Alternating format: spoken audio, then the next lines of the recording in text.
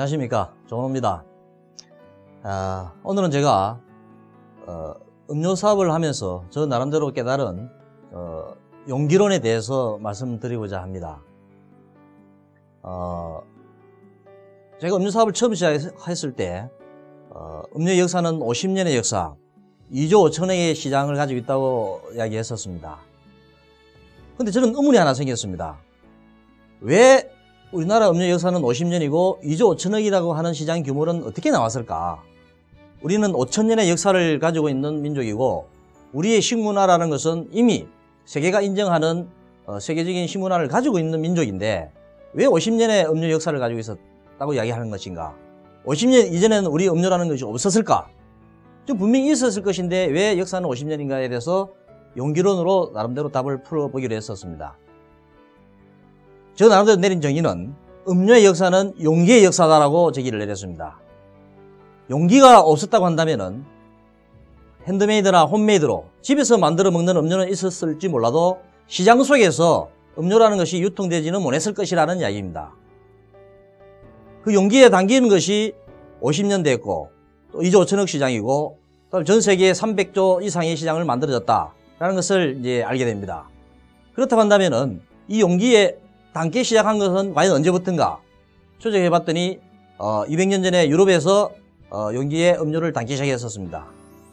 처음에 이 사람들이 탄산음료와 주스 음료를 만들었을 때 그 용기가 가지고 있는 장점, 그 용기가 과연 뭐길래 그 용기가 음료 시장을 만들었는가를 생각해 봤을 때 첫 번째는 보존성이었습니다.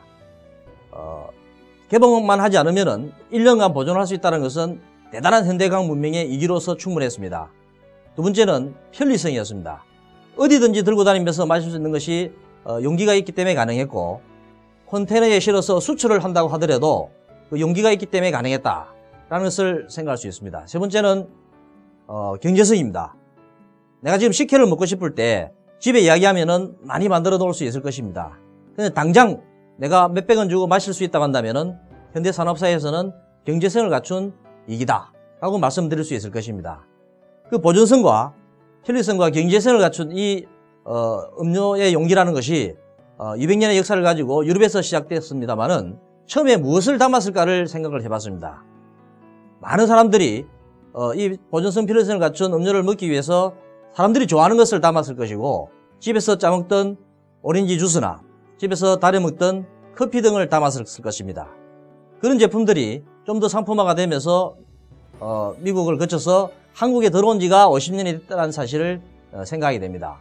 저는 여기서 역발상으로 만약에 이 용기가 유럽에서 시작된 것이 아니라 200년 전에 한국에서 처음 발명이 됐다고 한다면은 그 안에 무엇을 담았을 것인가를 생각하게 됩니다. 조선시대에 오렌지 커피 콜라를 그 용기에 담았을 것인가? 아니었을 것입니다. 우리 선조들이 즐겨 마셨던 무언가를 담았지 않았을 것인가? 이런 생각을 하게 되고 저는 거기에 대추나 쌀, 매실 같은 것을 담으면서 우리 음료의 시작을 용기에서부터 출발했다 라고 감히 말씀드릴 수 있을 것입니다. 현대의 과학 문명이 이긴 용기는 받아들이되 그 있는 내용물을 별도로 분리해서 생각할 때가 됐다. 그동안 우리가 몇십 년 동안 외국 음료를 마시고 있었습니다만은 이제 우리 음료를 그 용기에 담아서 널리 먹게 만들고 전 세계인이 같이 하게 할 수 있다고 한다는 것은 대단한 과업이라고 저는 판단을 했었습니다. 이 용기로는 음료 산업뿐만 아니라 모든 업종, 정치, 경제, 사회, 문화 모든 분야에서도 접목이 가능하다고 저는 생각이 듭니다. 개화기 때 저희 개화파들은 동도서기를 외쳤습니다. 비슷한 시기에 일본의 개화파들은 화혼양제, 중국의 개화파들은 중체서용이라고 하는 표현을 했습니다. 동도서기라는 말은 서양에 있는 이기는 받아들이되 동양의 도를 지켜야 된다. 일본의 화혼양제 또한 서양의 제주는 받아들이지만은 일본의 혼을 지켜야 된다. 중국에서 또한 서양의 실용적인 것은 받아들이지만은 중국인의 정체성을 지켜야 된다. 표현은 다 달랐습니다만은 전체적으로 추구하는 똑같았습니다.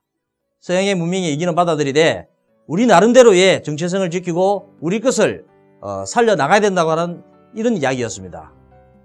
용기론에도 똑같은 생각을 저는 접목을 해서 우리 음료가 세계화가 되는 데 있어서 필요한 가장 중요한 제 나름대로의 철학이었습니다. 다음에 뵙겠습니다.